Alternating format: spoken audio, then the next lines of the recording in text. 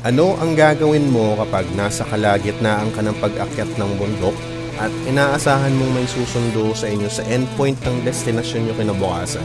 Yung tipong ayos na ang plano, makakapag-enjoy kayo pagkatapos ng lakaran, saka kayo uuwi ng matiwasay at may bagong great memories. Only to find out na baka bumalik kayo sa kung saan kayo nagaling. And potentially, dadanasin nyo ulit yung parehong hirap at pagod because of threats of getting stranded in the island. Lumabas lang din naman yung bangka na bibili lang sana pero hindi na sila pinakawan. Ay, hindi na sila pinabalik. Dahil sa balikatan. Ayun lang.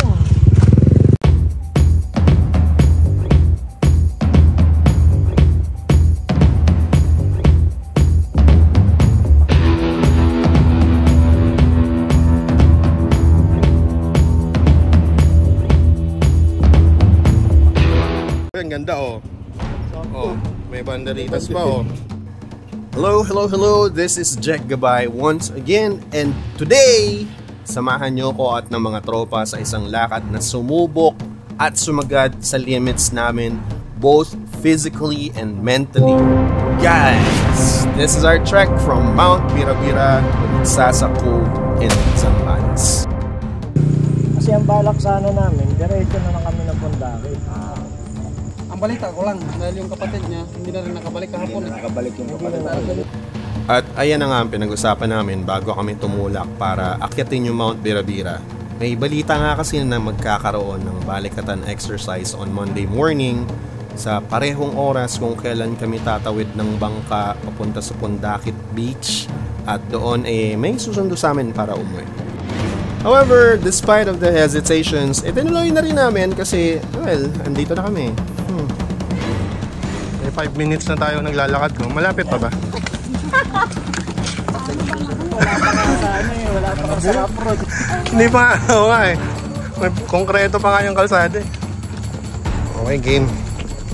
Off-road na.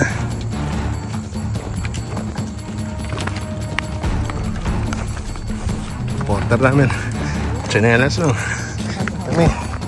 Full battle gear.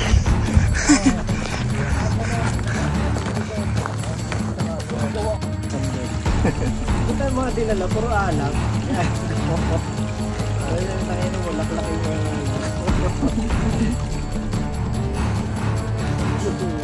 Time check. 10 to 5.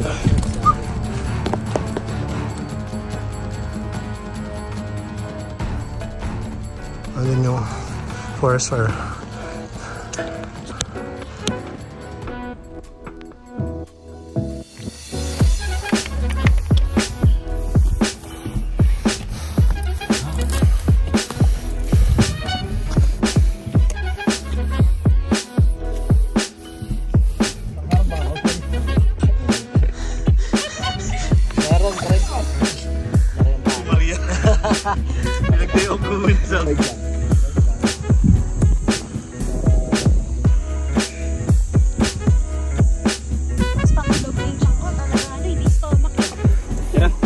Sunrise na!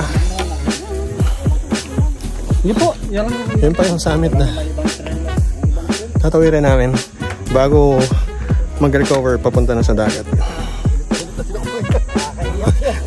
Yung mga tour guide na namin, inip na sa amin, nagkukuha lang kami ng picture. Sir!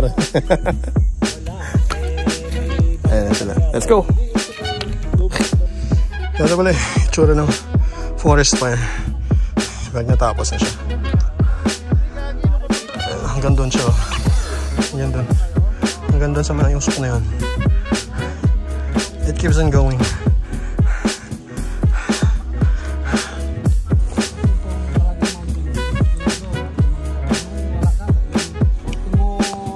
That's Subic Bay. Ipapasok mo yung sa bulsa mo. Malapit na kami sa summit. Hindi na lang banda yan.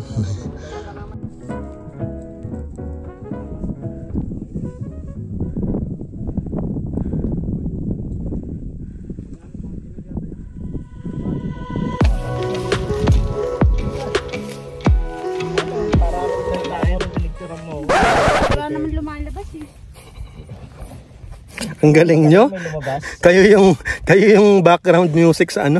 Habang nagbibideo ko. Discussion na. Mahusay. Mahusay.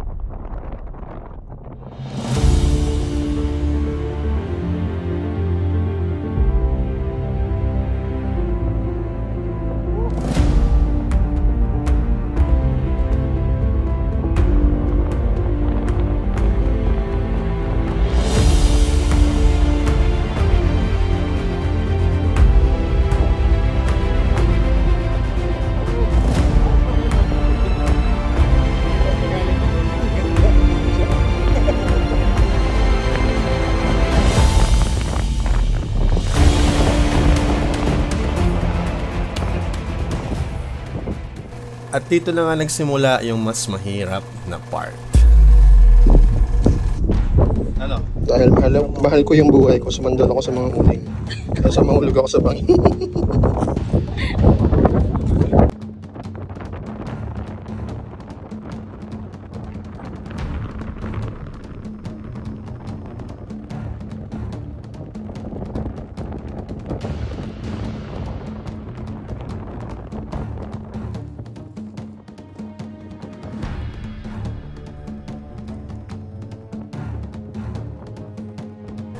A quick intermission lang. A general reminder lang para sa mga gustong mag-trekking at mountaineering. Madalas natin nababasa sa internet yung take nothing but pictures, leave nothing but footprints. Kailangan nating isapuso at gawing totoo yan. Kasi kapag may nadaanan kayong kahit anong uri ng basura sa trail, plastic bottles, kahit maliliit man yan na candy wrappers, gawin nyo at ugaliin yung ibulsa at saka nyo itapon pagdating nyo na sa campsite. Kailangan nating panatilihing malinis yung ating kabundukan at yung kalikasan kasi tayo rin naman yung gumagamit nito eh. Siguro hindi mo may enjoy yung ganda ng nature katulad ng nakikita nyo dun sa video kung may mga eyesore na basura sa paligid. Diba? Kaya yung bote ng soft drink na sinasabit sa likod ng bag ko na nakikita nyo, kinuha ko yan kanina ng daanan namin sa trail. And of course, also, if you like this video and if you want more content like this, do not hesitate to like and subscribe at i-share na yung mga videos na ginagawa namin.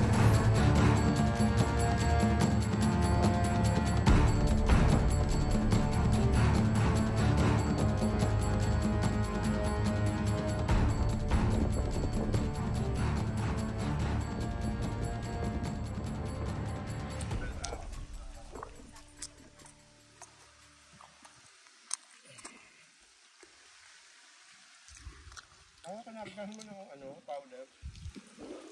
Electrolyte. Di ba parang Orisol yan? Bababa kami. Mara yung mga plat na batong doon. Punta doon. Hindi kami Wala ka naman choice. Wala lang. Let's go. Nakaibabaw na ba to? Andito na ako sa tinuro namin kanina sa video galing sa taas. Ito na yung mga pine tree. So, ha? Pine tree ano? Yep. Diretso.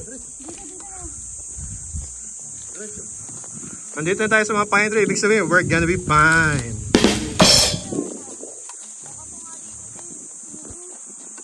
Wala sila. Feeling ko kumanan sila eh. Kumanan?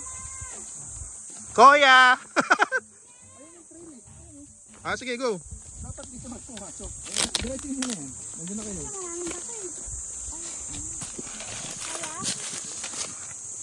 Go, go, go.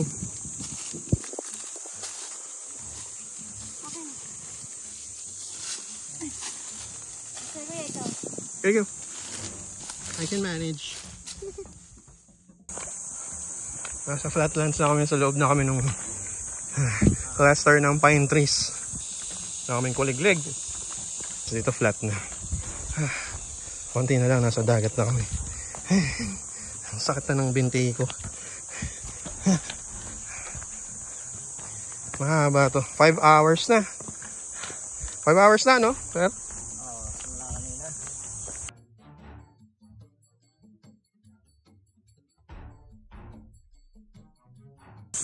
Konti na lang, guys.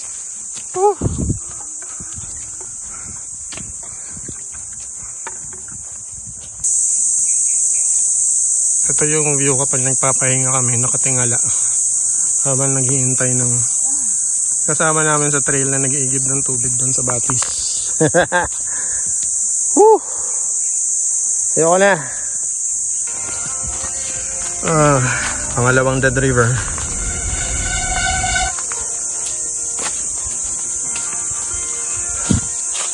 Wala tayong magagawa. Kahit yan sa taas may mga bushfires eh, so yan talaga.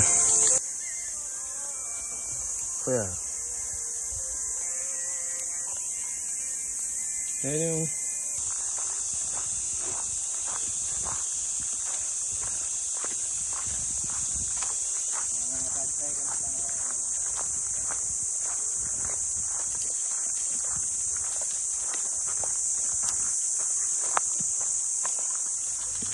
Sige, ano ka na ulit.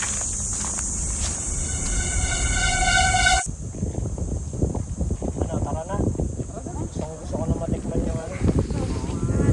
Yung soft drinks na lechon. na-spoil na. Papalang ng tali, nakasunod na. Hahabulin yung... Hindi siya natali dito. Hinahabol yung... Hinahabol na rin agad ay. Mahawak ka doon sa tali. Hindi pa nga Pang naikakabit eh. lumalangoy ka bago hahawak agad doon. Talagang iyakalok na siya. Konti na lang. Konti na, malapit na sa town. Pero ang init pa rin ng mga damon to. Sobra.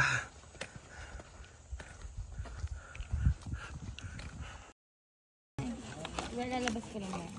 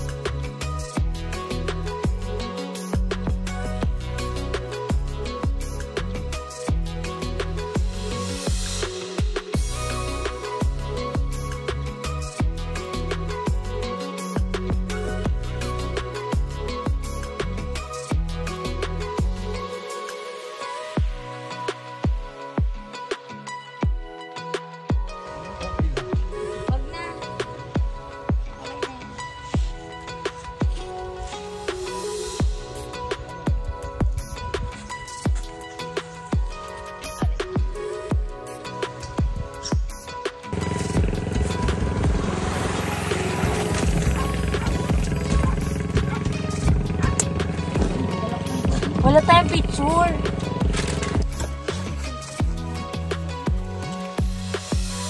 Kita ka mo. Sige, oh. Sige, nakakamera ka. Sige, ano? Nakakamera ka. Sige. Sige, ano? Ano? Viral ka. Yan na ngayon ang away. Yun, Nasa isang bangka lang tayo. Oh, ano? Viral ka. Pag tayo sumalto rito. May muta-muta pa pala ako. Di man ito. Hindi ko nakita eh. Bigla ka na lang kasi tumayo. Bigla ka lang sa Tulog-tulog ka niyan, kami sisisihin mo. Sino? Ito, may muta-muta daw. Ikaw lang ang kilala ko ng pagkatapos ng hiking kada ano mo retouch ka ng retouch, no? Retouch, lip tint lang. Sunscreen nga sa gabi, di ba?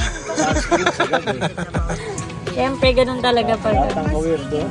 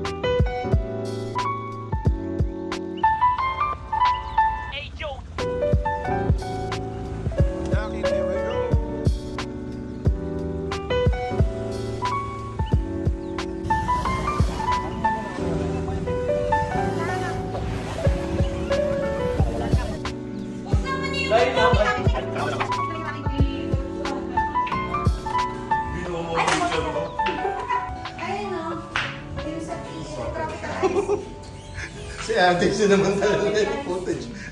Montage natin. Okay, manuklay ka na manuklay. Lahat ng camera mo. Puro panunuklay yung cover ko. Ay, talaga ba? Sorry no. Hindi ka muna permiso na mag-ganyan. Oo nga pala. Ate, okay lang ba? Videohan ka namin, okay lang ba? So, there you go. Marami pang nangyari sa Zambales na hindi ko na naisama. May mga sobrang hirap, sobrang pagod, and at the verge of quitting. Doon sa parte na akala mo tinutusta na kami sa ilalim ng araw at sa ibabaw ng mainit na buhangin at bushfires. Pero nung lumapag na kami sa nagsasako, nakabuo kami ng bonding na akala mo pare-pareho kaming hindi napagod kinaumagahan. Ito yung masaya doon. Yung mag-uumpisa kayo na hindi kayo masyadong magkakakilala, and then tatapusin nyo yung encounter sa isa't isa na parang matagal na kayong magkakasama. And sa mga nagtatanong, ano nga bang mapapala sa mountaineering? Well, to be honest, di ko alam kung paano ko ipapaintindi. Siguro try nyo na lang. Sama na lang kayo next time. Tara!